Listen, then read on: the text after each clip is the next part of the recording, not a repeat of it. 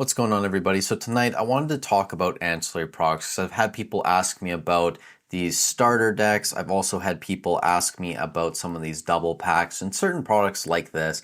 And I'm really just not that big of a fan, and I'll tell you why. And some of these can be decent, right? So if I were to invest in ancillary products, I'd probably go for something that's quite rare and just that I think long term, if one piece pops off, there's going to be a market for from collectors that want to get one of a certain sealed product. So these pre-release starter decks I don't think are terrible. You can see though over the past year they've been getting absolutely crushed on TCG Player.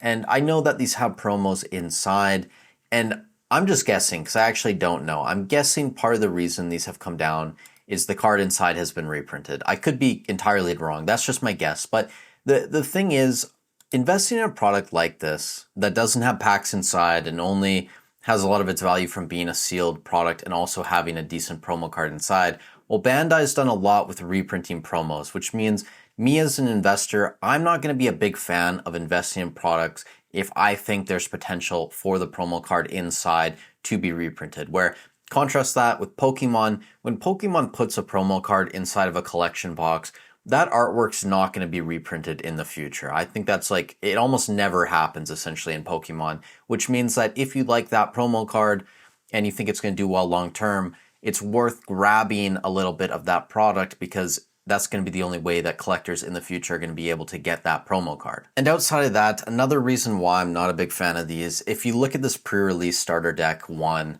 on eBay, the most recent sale was March 1st, and there were two sales on that day, one for 277 Canadian, one for 256 Canadian.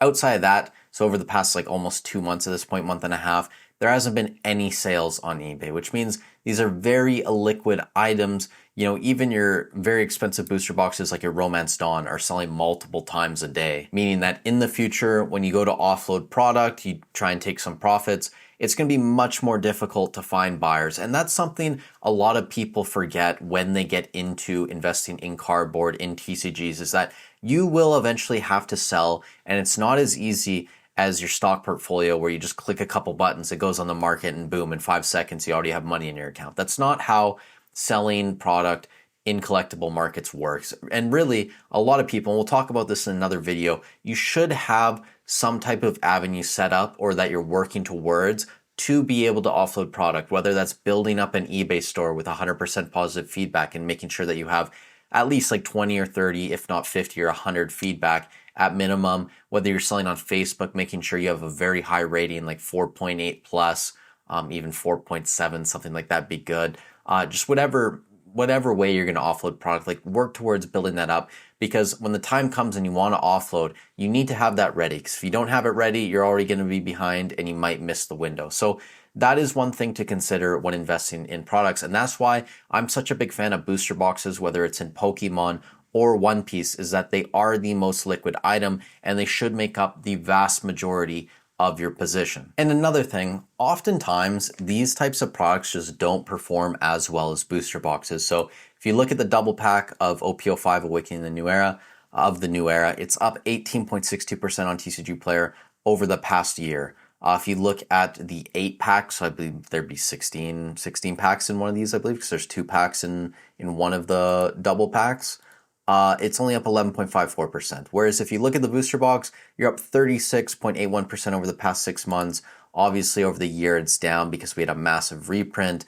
But long term, I mean, if you look at these, which one would you rather be investing in? One of these or one of these is going to rebound super, super fast. Now, there could be an argument made in this specific example that getting a little bit of exposure to a sealed double pack case, whatever it's going to be, might be worth doing. Again, if you have a very large portfolio, putting a small percentage into this sort of thing, just because if it doesn't get reprinted by Bandai, there may be not that many on the market, but the reality is there's also not that many people wanting to buy these products. People, collectors, they normally go towards their booster boxes. I mean, it's just easier. You have more packs in a more compact space. If you want to open 36 packs, it's much easier just to open one box, or 24 packs, I guess you should say, in one piece. It's much easier to open up a booster box than having to go through the entire process of opening up 8 double packs, or 12 double packs, I should say, if there's 24 packs they're trying to open. So you guys get what I'm saying. Either way, most often, booster boxes are going to be the way to go. They're going to perform the best long term. I mean, look at the Memorial Collection. Past 6 months up 82.7%. PRBO1's up almost 97% over the past 6 months. And then even Romance Dawn's up 84.35%. And this graph is delayed. I think it's over 100% now. You can see the most recent sales. 3 sales yesterday, 435, 442, and 459, all white bottoms. Romance Dawn's moving into the mid 450s at this point. You can still find boxes cheaper, by the way. So if you are trying to get a box, lots of stores in Canada still have these around 500 Canadian, so you can pick some up cheaper.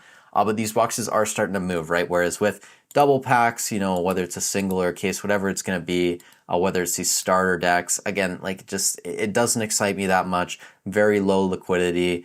You're relying on Bandai essentially not to reprint the promo cards inside in other sets. And I think for all those reasons, it's just not worth having a massive position in these. But you guys let me know in the comments down below what you think. Again, thank you so much for the support. If you are shopping, eBay, Hobbiesville, TCG Player, I have affiliate links down below. They're free and easy to use. I get a small kickback, helps out the channel. Stay safe wherever you guys are in the world, and I'll catch you in the next one.